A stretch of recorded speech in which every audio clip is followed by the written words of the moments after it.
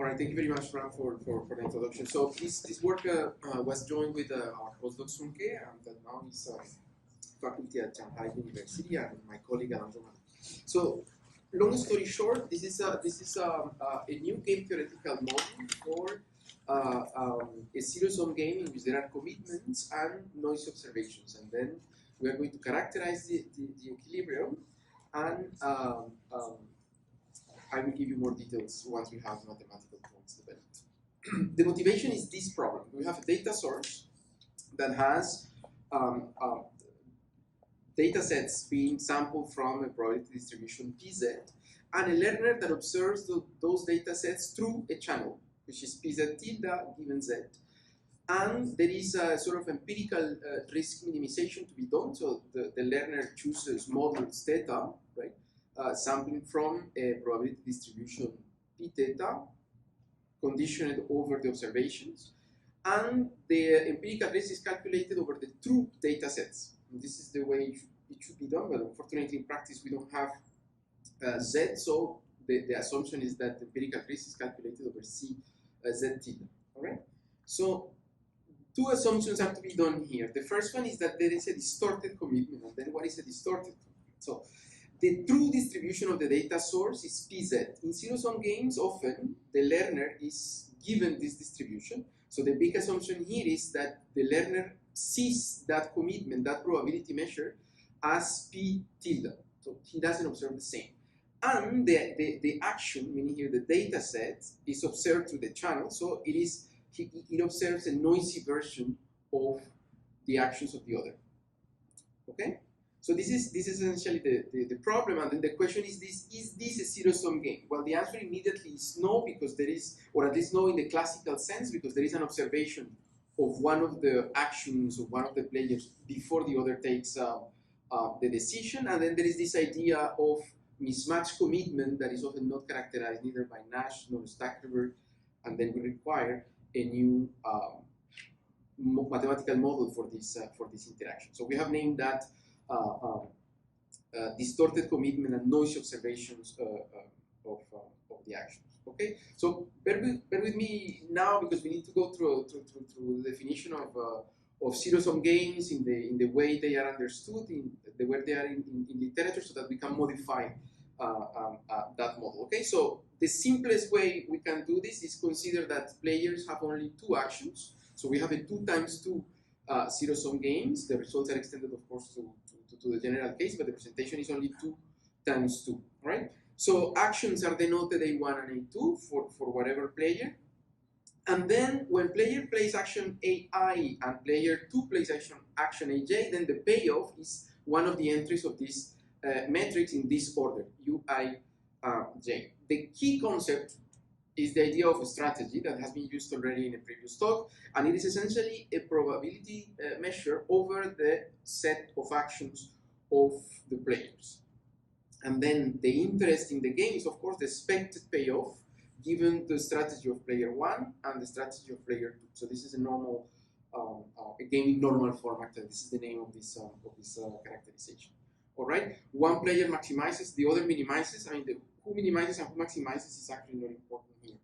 Definition of Nash equilibrium, so optimal strategy given the strategy of the opponent, and any deviation from that optimal strategy is going to lead to an individual suboptimal payoff. All right.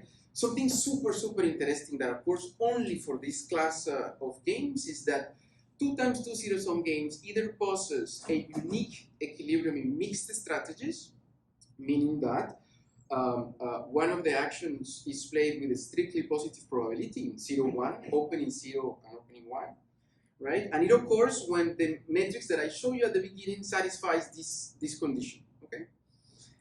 If it is not unique and mixed, then we have infinitely many Nash equilibria, or a unique equilibrium but in pure strategies, meaning that we are going to play with probability 1 at least one of the actions. Okay, so there is this duality in this type of games. It's either unique and mixed or infinitely many. All right. So this is the idea of Nash equilibrium. The other concept that we can apply to study this is Stackelberg, in which there is the idea of commitment. And what is the idea of commitment? Well, one player, the leader, tells the other player the strategy that is going to be used in the game, right? So one player announces the strategy, so that is the commitment. The follower, meaning the player that observes that commitment, doesn't observe the action played by the leader. Okay, so the actions or the strategy of the follower are chosen only under the assumption that the commitment is known. Okay, but not the action. Okay, so that is neither a model that helps us, because we in our problem there is indeed an observation of the action. Something that is again particular and very exclusive for this type of game is that the payoff at the Stackelberg and the Nash equilibrium coincide; they are identical. All right. Cool. Then let's go with this, because we are not going to need that. So long story short, we have seen two equilibrium concepts. The most popular, they do not apply to this problem because of the reasons we have seen. So let's see what could be a model that applies for this problem. All right. Key point: there are three random variables. Let us see them again. So action of player 2, action that is observed by player 1, and actually the action of player 1. So there are three random variables, A1, A2, and A2 tilde, and the joint probability distribution factorizes as in 15. So we have that player 1 chooses his action independent of anything else. A2 is an observation through a channel, so we see here the channel, and then first variation in this formulation is that the action played by player 1 is going to depend on the output of the channel. All right. So this is the strategy. Let's say the strategy of player 1 now is a probability distribution that is conditioned, right, on the observation or the output of that channel. All right. We are going to play a very easy assumption here, which is that the channel is a binary discrete channel. All right. The expected payoff, this also changes with respect to the previous case, is now that this is an expectation taken with respect to the joint probability distributions of the actions A1 and A2, which is calculated as the marginal over A1 and A2 from the probability, the joint probability distribution in 15. Okay, so this is the problem that we have. We need an equilibrium concept for this game, and here we go. The commitment of player 2, so this player, right, is so we are going to assume that player 2 is minimizing. So is the optimal commitment calculated under the assumption that for each observation that is at the output of the channel, the player 1 is playing the optimal probability measure. Okay, so we have this Q1 is the probability measure used by the player to choose the action when he observes action 1 at the output of the channel. All right. Of course, the player 1, the follower, is going to play the best given the commitment observed by the player. Okay. So I didn't say but here there is no distorted commitment. Okay. So far, when I commit, the other player sees the exact commitment that we are playing. Okay, so this is the definition of equilibrium. There are some assumptions from which that we can make that will allow us to obtain Nash, that will allow us to obtain Stackelberg. So this is let's say a more general formulation of these equilibrium concepts. Just for notation, there is this matrix W that contains all the values for the channel. That this is just notation. We are going to create now a new matrix, because we are going to analyze this in terms of two different games, and then we are going to take the original matrix, payoff matrix U, and we are going to multiply by this diagonal matrix. Okay, so not needed to pay much attention to how do we get it, but it is a product of two matrices. And then we are going to define two functions. These functions are essentially this V tilde is the function that the leader, the one that is committed, minimizes, right, to choose its commitment. Okay, And this is another function that the leader would minimize when the follower is not observing anything from the output of the channel. Right? So this is essentially payoff, expected payoff when the commitment is P, okay? And this is and there is observation of the output of the channel, and this is expected payoff when the commitment is P and there is no observation of the channel. Last thing for notation, thank you. So there is this real value Pi, right?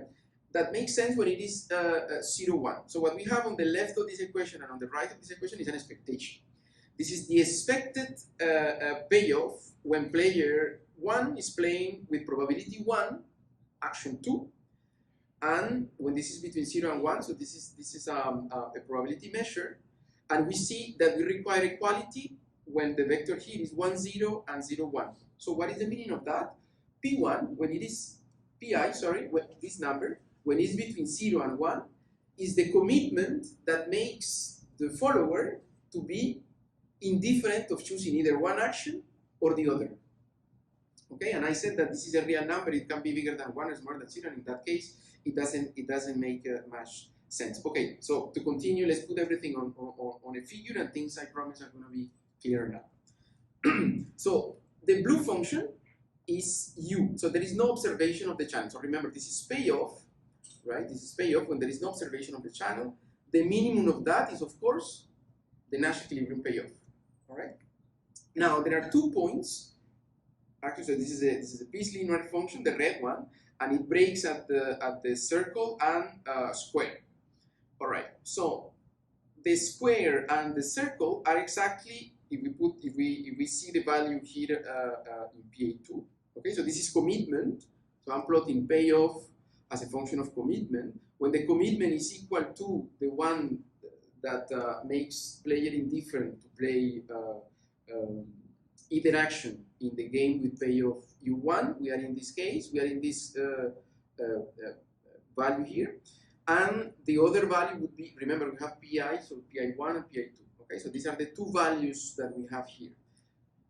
The equilibrium of the game that we are studying would be the minimum of that function in red, so it's going to be squared, okay, but it may happen that the minimum of the blue and the red are equal, right? And it occurs when the equilibrium is actually pure. This is what you see here, right? And we have already seen that there is this dichotomy in which we have either a unique mixed equilibrium, so we are here in this case, or pure here. We can see this from the other side. So here probability 0 for playing this action, probability 1 for playing this other action, and then the minimum is, for both cases, the Nash equilibrium, right? In this case, we have infinitely many Nash equilibria, right? You see that the minimum of the red curve and the blue curve is the same, and of course in this region here, all right? So let's put then everything together. Let's see. The first result is that this game, this interaction, always possesses an equilibrium. Okay, so that problem that we have studied always possesses an equilibrium.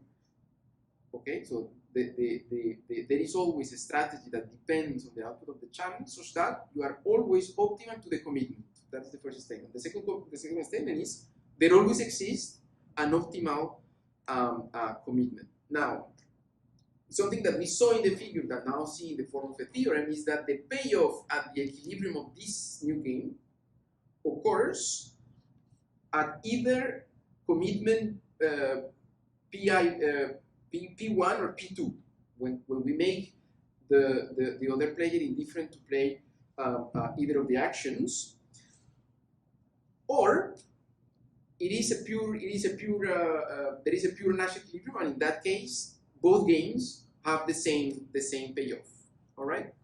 Okay. Now these inequalities are telling us the minimum of the payoff of the new game is, of course, the Nash equilibrium, and for any commitment, the payoff with observation of the action is never smaller than the commitment without observation of the actions. Remember here, the leader is minimizing, okay? So this benefits actually the follower. Observation of the action benefits actually the follower. In the first example, we are benefiting the learner. All right, and then what we see here is the best response. So this upper bound is obtained when there is no noise in the channel. So we are announcing crystal clear the action played by the leader, and then this is essentially this line that we see here. So we can if we connect, this is a convex combination between this point and this point. Okay. So this is the upper bound that we have, and we have cases in which these equalities hold. For instance, the equilibrium of the new game is equal to the Nash equilibrium. So essentially, there is no gain by observing the output of the channel, if and only if we have a pure Nash equilibrium, right? Or the channel essentially is mutual information equal to 0. So the observation of the output of the channel is not telling us anything about the output of the action actually played by the leader. All right. When we have that the channel is noiseless, we have the upper bound. So the payoff of this new game is equal to the upper bound, the convex combination of the two best actions. And this is something that is actually at least the result that I find the most beautiful. For at least one action that can be observed at the output of the channel, the follower forms a posterior that is equal to the Nash equilibrium. Okay, so the follower is for at least one of the actions at the output of the channel, making the follower believe that he is playing the Nash equilibrium. All right, and this result may be central to play something else. I will stop here.